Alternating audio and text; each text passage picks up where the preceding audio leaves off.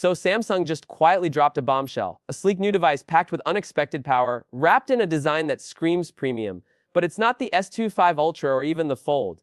It's the Galaxy S25 FE. Yep, the fan edition is back, and this time, it might just steal the spotlight if Samsung doesn't mess it up. Welcome back, viewers. Sam here. If you love juicy tech leaks and smart upgrades without the flagship price tag, hit like, share this with your squad, and subscribe so you never miss a drop. Here's the exciting news. You can now reserve Samsung's upcoming Galaxy devices and unlock amazing benefits without making any payment upfront. Just click the special link in the description, which takes you straight to the official Samsung reservation page. There, you'll also get an exclusive sneak peek at their unpacked teaser trailer. Once you're on the site, simply scroll down and enter your first name, last name, and email address. You can also add your phone number if you like. Make sure to check the giveaway box and answer 2 quick questions.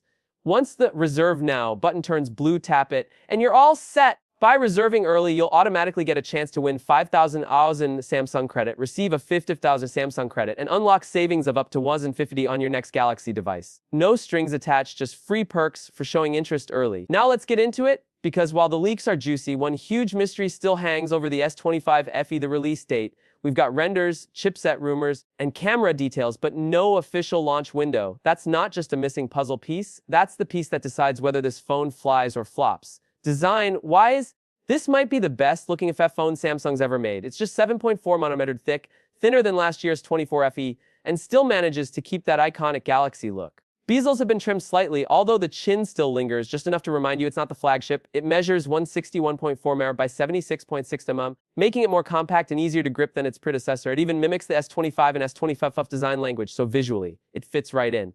Now for the display, no surprises, but no disappointments either. A 6.7-inch Super AMOLED with a 120Hz refresh rate returns, but rumors suggest we're getting a boost in peak brightness, up to 2600 nits. That's a major upgrade for outdoor visibility and rivals what we see in flagship phones.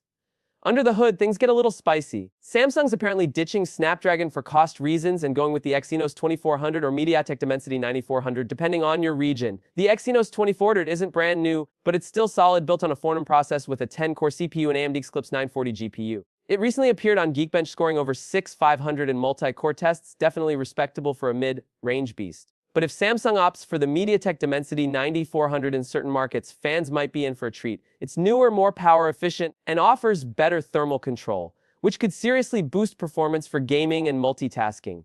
No official word yet, but let's just say, if you're in the right region, you might get the better deal. RAM is expected to start at 8GB. A bit of a letdown considering the base Galaxy S25 comes with 12GB. But if pricing is aggressive, most users probably won't mind. Now let's talk cameras. No major leap from the S24 FE setup on the rear, which is disappointing, especially since last year's camera performance was criticized.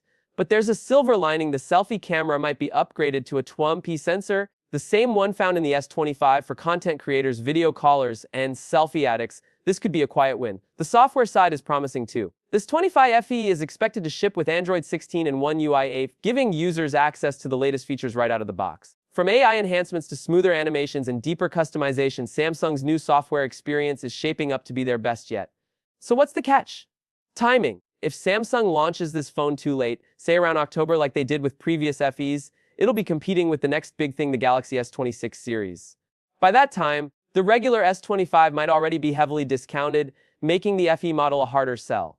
Who wants a scaled-down version for nearly the same price when the flagship's price is dropping? This is where Samsung has to be smart, releasing the S25 FE earlier in the year, say around August or even alongside the new foldables in July, could give it room to breathe, get it into users' hands before the hype around the S26 even starts. Adding to the pressure, Samsung's also prepping the Galaxy Tab S11 Ultra, another powerhouse expected to launch this year. Instead of Snapdragon chips, Samsung's sticking with MediaTek again, 9400 plus. That tablet is shaping up to be a multitasking monster with an 8-core CPU, Mali G925 Immortalis GPU, and support for Android 16 One UI 8X. Clearly, Samsung's making bold chipset decisions across the board, cutting Snapdragon costs while keeping performance high. It's a gamble, but it might just pay off in emerging markets where pricing matters more than branding.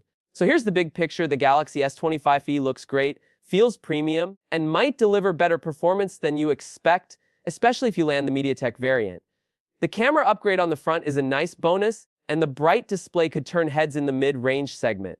but without a solid release date or clear pricing, it's hard to tell if this phone will rise or just fade into the noise. If Samsung nails the timing, keeps the price sharp, and markets the S25 FE as a legit alternative, not just a watered-down S25, this could be the comeback the FE line needs. But if they wait too long, it could be another missed opportunity. What do you think? Would you buy the S25 FE over a discounted S25? Or is it all about timing for you too? Drop your thoughts below, and if you're as curious as I am about how this all plays out, you know what to do.